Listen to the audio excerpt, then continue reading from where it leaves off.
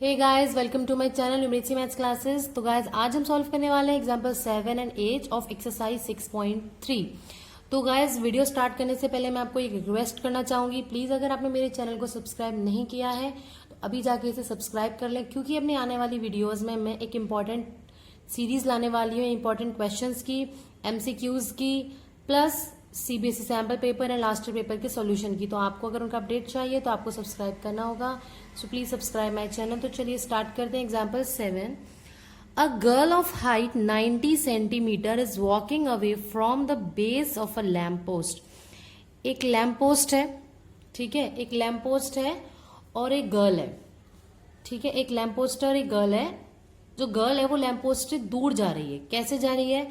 Eight a speed of 1.2 metre per second. अभी यहाँ है, देखो यहाँ है, तो उसकी शेडो तो आएगी ना कहीं, जैसे मेरे हाथ की वजह से शेडो आ नहीं पा रही है क्लियरली। जैसे ये पेन है अभी, जैसे तो इसकी शेडो जो है कहाँ आएगी, तो आप देख सकते हैं इस पेन की शेडो देखो ऐसे आ रही है। तो इसी तरह एक गर्ल है, वो खड़ी हुई है और लैम्प पोस्ट है, ये लैम्प पोस्ट से आगे वो चल रही है speed of 1.2 metre per second. तो उसकी शेडो भी आगे मूव करेगी ऑब्वियसली, है ना। लैम्प इज 3.6 मीटर, ये मैंने लैम्प मान लिया। इस लैम्प की हाइट है 3.6 मीटर अबव द ग्राउंड। ये लैम्प ऊपर है, सॉरी, और ग्राउंड से 3.6 मीटर है। और जो ये गर्ल है, ये गर्ल चलेगी तो इसकी शेडो कहाँ बनेगी? ये, यानी कि जो डीई है इसे हम क्या मान लेने वाले हैं? शेडो। ए बी, यहाँ पे लैम्प रखा है, इसकी हाइट लैम्प की, यहाँ से लैम्प पोस्ट है ये पूरा। C D is the height of girl. पूछा गया हमसे length of shadow after 4 seconds. 4 second के बाद क्या शेडो की लेंथ होगी वो हमें बतानी है। मीन्स हमें डीई फाइंड आउट करना है। अगर हम ये कहें कि जो सी डी है वो गर्ल की पोजीशन है आफ्टर 4 सेकेंड, यहां से 4 सेकेंड मूव करने के बाद गर्ल यहां पहुंची है, अब मुझे डीई की लेंथ बतानी है। तो हम लिख लेते हैं सबसे पहले, A B is length of lamp post, जो कि कितनी है? 3.6 metre. C D is the height of girl which is 90 centimetre, और you can say 90 upon 100 metre, so 0.9 metre हो गया है, ठीक है। क्योंकि 1 सेंटीमीटर को जब मीटर में कन्वर्ट करते हैं तो हम 100 से उसे डिवाइड करते हैं, because 1 metre is equals to 100 centimetre. अब आपको पता है कि स्पीड क्या थी कि 1.2 मीटर पर सेकेंड। मीन्स जो गर्ल थी वो 1 सेकेंड में 1.2 मीटर मूव कर रही थी। Girl move in 1 second. कितना मूव किया था उसने? 1.2 मीटर। और अभी हमें पूछा कितने का गया है? 4 सेकेंड में, यानी कि जो ये बीडीएस की लेंथ मिल जाएगी, क्योंकि पहले वो लैम्प पोस्ट के पास थी, फिर वो 4 सेकेंड चल के यहां तक पहुंची है डी पॉइंट पे। मीन्स हमें बीडी मिल जाएगा। So girl move in 4 second. कितना हो गया? 1.2 इंटू 4, सो ये हो गया 4.8 मीटर। देयरफॉर जो बीडी है, बीडी कितना हो जाएगा आपका? 4.8 मीटर। और आप ध्यान से देखना, ए बी की लेंथ पता है, सी डी की पता है, बीडी की पता है, डीई की नहीं पता। तो इस डीई को मैं एज्यूम कर लेती हूं X metre. DE is the length of shadow, जो कि कितनी हो गई है? X metre. तो बीडी अगर 4.8 है, ये लेंथ अगर 4.8 है यहां तक, ये लेंथ एक्स है, तो ये पूरी 4.8 प्लस एक्स हो जाएगी बीई। देयरफॉर हम लिख लेते हैं बीई कितना हो जाएगा हमारा? BD plus DE plus DE. तो ये हो गया है 4.8 प्लस एक्स मीटर। आपको सब कुछ मिल गया है। तो अगर आप ध्यान से देखो, अगर मैं इस ट्राइंगल ए बी ई को देखूं और एक ट्राइंगल है सी डी ई, अगर मैं इन दोनों को सिमिलर कर दूं तो हमें पता है सिमिलैरिटी से रेशियो सेम होते हैं और ऑलमोस्ट हमें हर चीज पता है। तो बचेगा क्या? सिर्फ डीई, जिसे हम इजीली निकाल सकते हैं। तो पहले हमें इन दोनों ट्राइंगल को करना होगा सिमिलर। ध्यान से देखना, अगर हम किसी चीज को खड़ा करते हैं ग्राउंड पे, तो एंगल सीधा खड़ा है, वो वर्टिकली खड़ा है, तो कितने एंगल का बनाएगा? 90 डिग्री का। Means angle B is 90 degree and angle D is also 90 degree. So in triangle ABE and triangle CDE, angle B is equal to angle D, क्योंकि क्या होंगे ये? 90 डिग्री। एंगल E आप ध्यान से देखेंगे दोनों ही ट्राइंगल में कॉमन आ रहा है। अब एक ट्राइंगल के अगर दो एंगल सेम होते हैं तो तीसरा ऑटोमेटिकली सेम होगा, बिकॉज तीनों एंगल का सम 180 डिग्री होता है। तो तीसरा एंगल हमें लिखने की जरूरत नहीं है। अगर दो एंगल किसी ट्राइंगल के सेम आ जाते हैं तो by angle angle similarity criteria you can say triangle ABE is similar to triangle CDE by which property, angle angle similarity criteria. अब ये हो गया तो रेशियो किस किस के सेम आ गए, AB/CD।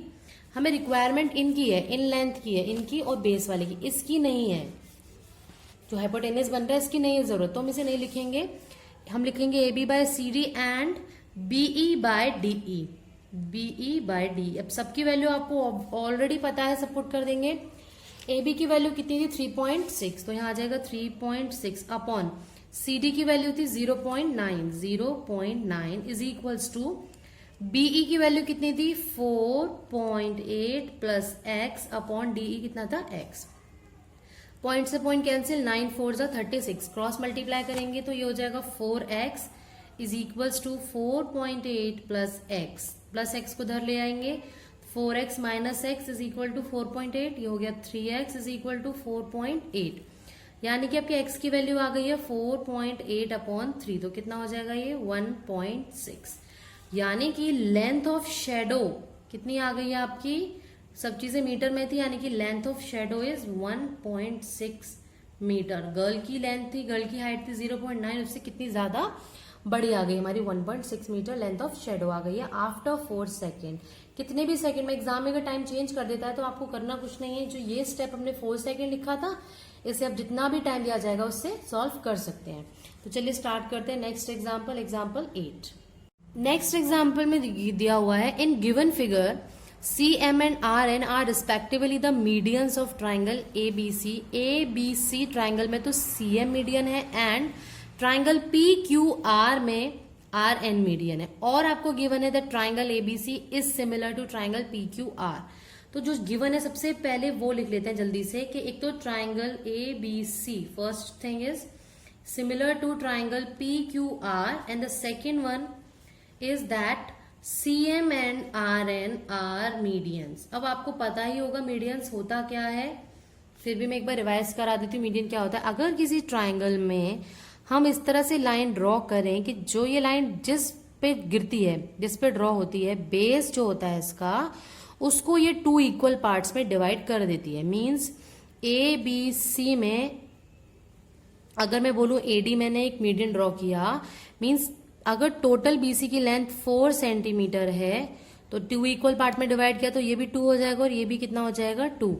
मींस मैं BD को क्या क्या लिख सकती हूँ, मैं इस BD को लिख सकती हूँ हाफ ऑफ BC, क्योंकि ये BD जो है इस पूरे BC का हाफ है, एंड CD को भी मैं लिख सकती हूँ हाफ ऑफ BC, और मैं BC को ये भी तो लिख सकती हूँ, 2 इधर ले जाऊंगी तो ट्वाइस ऑफ BD, क्योंकि BC है पूरी लेंथ, इस BD की क्या है दुगनी है, ट्वाइस है। तो हम ये चीजें यूज करने वाले हैं, तो ध्यान रखिएगा।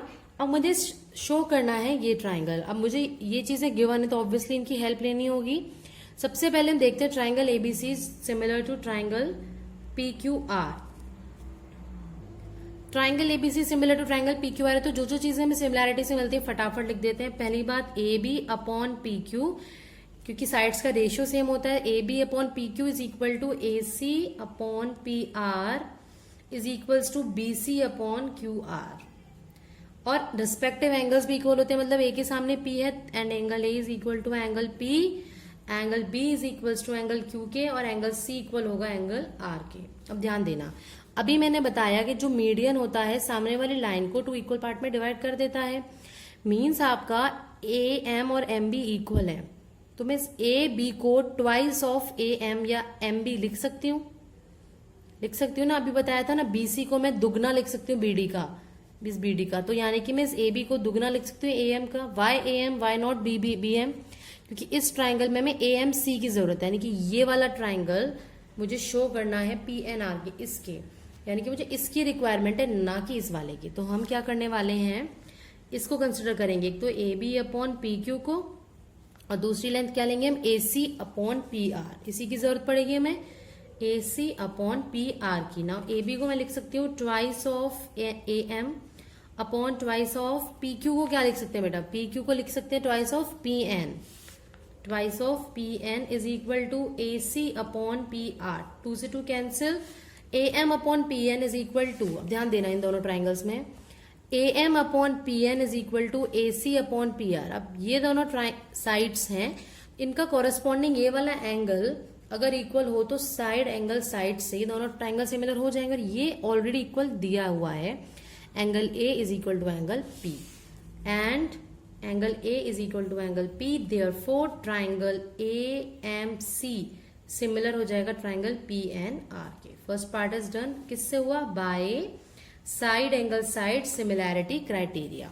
Now for the second part, अब देखो ध्यान से क्या क्या इसमें सिमिलैरिटी से आ गया। C M upon R N is equal to A M upon P N is equal to A C upon P R, A C upon P R. अब आप ध्यान से देखना, इसकी रिक्वायरमेंट मुझे नहीं है क्योंकि मुझे शो करना है C M upon R N is equal to A B by P Q, तो इसकी तो जरूरत नहीं पड़ेगी। अब ध्यान देना मैंने इसको क्यों लिखा, इक्वेशन इसको मैं 1 मान लू तो ए C upon P R, A C upon P are यहाँ पे भी है और यहाँ पे भी है, मीन्स इसकी मुझे हेल्प लेनी होगी। तो हम लिखेंगे C M upon R N is equal to, इसको इग्नोर कर देते हैं, A C upon P R. अब ये जो है इसको अगर इक्वेशन 2 मान लें और इसको इक्वेशन 1, तो हम लिख लेंगे by equation 1 we have A B upon P Q is equal to A C upon P R. अब जब ये इसके इक्वल है, ये भी इसके इक्वल है, तो ये भी आपस में इक्वल हो जाएंगे। देयरफॉर हमें क्या मिल गया, C M upon R N is equals to A B by P Q.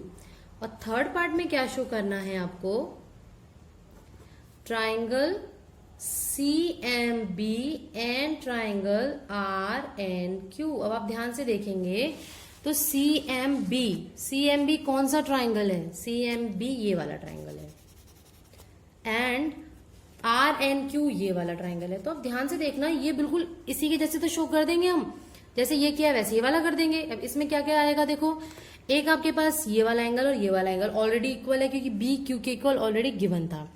दूसरी चीज BC upon Q R equal था A B upon P Q के। अब मैंने ए बी को पहले लिखा था ट्वाइस ऑफ ए एम, इस बार हम क्या लिख सकते हैं क्योंकि median again twice of B M. तो बिल्कुल वैसे ही करना है जैसे फर्स्ट पार्ट किया था। आप लिखेंगे A B upon P Q is equal to है आपका किसके, B C upon Q R के। ए बी को हम लिख सकते हैं ट्वाइस ऑफ बी एम और पी क्यू को लिख सकते हैं हम ट्वाइस ऑफ क्यू एन।